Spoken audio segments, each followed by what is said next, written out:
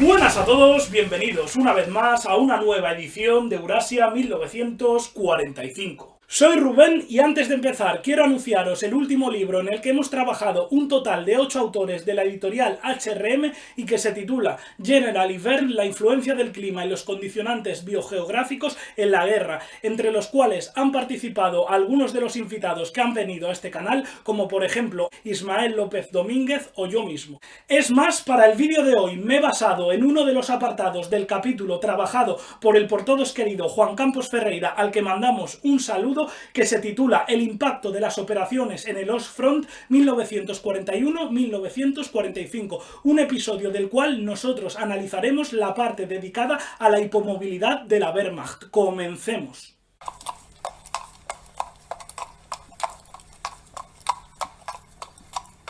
Antes de empezar, decir que el vídeo de hoy se centrará en el uso del caballo como fuerza logística del ejército alemán y no como animal de choque, así que dejaremos de lado las clásicas unidades de jinetes como por ejemplo la famosa 8ª División SS de Caballería Florian Geyer. Aclarado esto, es necesario que pasemos a ver cómo se integraban los caballos dentro del organigrama del ejército alemán.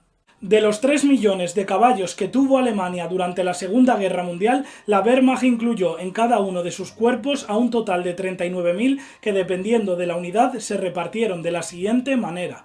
Las divisiones de infantería tenían una plantilla teórica de entre 4.700 a 5.375 caballos, las divisiones Volksgrenadier de 1.290 e incluso las divisiones Panzer de 1.500. Respecto a unidades más pequeñas como los regimientos, poseían alrededor de 645.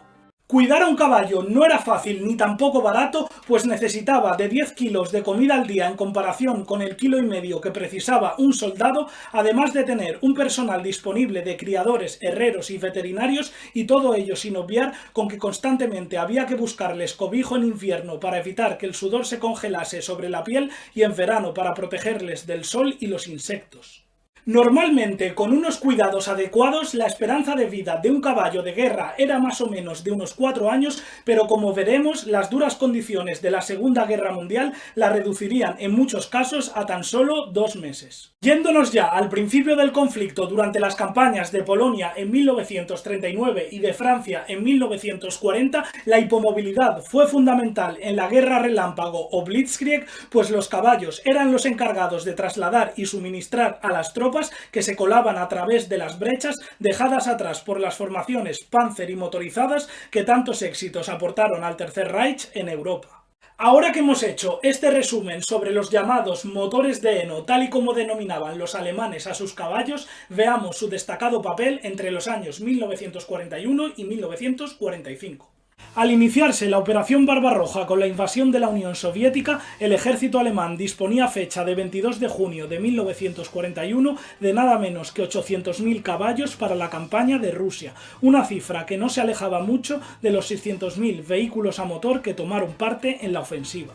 Durante el verano de 1941, los caballos se comportaron excelentemente en el traslado de soldados, municiones y equipos, en parte porque la URSS contaba con vastas praderas verdes y campos fértiles, siempre cerca de ríos, donde los equinos regularmente se paraban a comer y a beber, manteniendo así su buena forma física de cara a cumplir con su papel. Lamentablemente, a la llegada del invierno, justo cuando el entorno quedó cubierto de nieve y desapareció la vegetación, los caballos empezaron a enfermar peligrosamente, fruto de la desnutrición y el agotamiento. A pesar de que las unidades de veterinaria, por aquel entonces desbordadas, trataron de dar de comer a los equinos nieve e incluso hasta los techos de paja seca de las cabañas, la tasa de mortandad durante la batalla de Moscú alcanzó las 3.000 muertes diarias de estos animales hasta totalizar las 179.000. La solución a partir del año 1942 ante la enorme cantidad de bajas sufridas en caballos durante la Operación Tifón fue hacer acopio de las reservas de equinos en las naciones ocupadas, siendo el ejemplo más significativo el de la División Azul Española, que recibió varios millares de caballos confiscados en Serbia. Sin embargo, la iniciativa que mejor resultado dio fue el uso de equinos locales en la propia Rusia, en concreto los ponis de raza Pange, que poseían mejores condiciones físicas y aguantaban el frío, los cuales pasaron a engrosar las filas de la Wehrmacht en cifras de a 300 por cada división. De hecho, para campañas como la del Cáucaso o el desierto de la estepa calmuca, también se echaron mano de dromedarios y camellos bactrianos, mientras que para el Ártico los suministros del 20 Cuerpo de Montaña se desplazaron a través de renos procedentes de los rebaños de Laponia y el norte de Finlandia. En el año 1942, las bajas en caballos fueron menores que las del invierno de 1941 y todo ello pese a que en la batalla de Stalingrado se perdió a la totalidad del parque hipomóvil del Sexto Ejército compuesto por 58.104 caballos. Aún así, entre 1943 y 1945 fallecerían sobre los frentes oriental, occidental, los Balcanes e Italia un total de 30.000 caballos al mes y dependiendo de la estación anual enfermarían de 40.000 a 80.000. Curiosamente, el único frente donde no se emplearon caballos fue el norte de África, ya que la guerra en el desierto del Sáhara fue 100% motorizada, aunque en numerosas ocasiones, para recorridos menores hacia la primera línea del frente, los combatientes del Afrika Korps echaron mano de manadas de camellos o burros adquiridos a los beduinos libios o egipcios. Al finalizar la Segunda Guerra Mundial, el ejército alemán había empleado alrededor de 3 millones de caballos, de los cuales perdieron la vida un total de 1.890.000, aproximadamente el 63% del parque hipomóvil del país.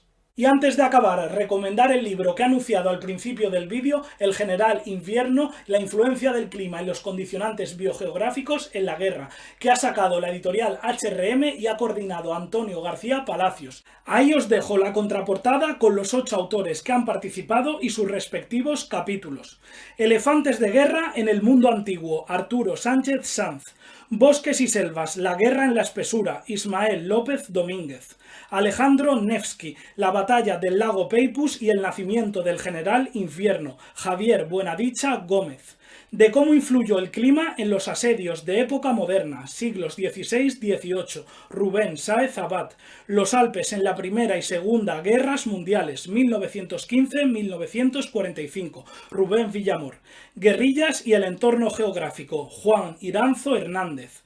Fritan 1942, Meteorología y conflicto en las islas Svalbard, Antonio García Palacios. El impacto del clima en las operaciones en el Ostfront, 1941-1945, Juan Campos Ferreira. Y hasta aquí el programa de hoy sobre caballitos, que espero que os haya gustado y hayáis aprendido mucho. Como siempre, invitaros a suscribiros a este canal, a darle a like, a dejar vuestro comentario en la caja, a compartir el vídeo y sobre todo a visitar mi página web www.eurasia1945.com.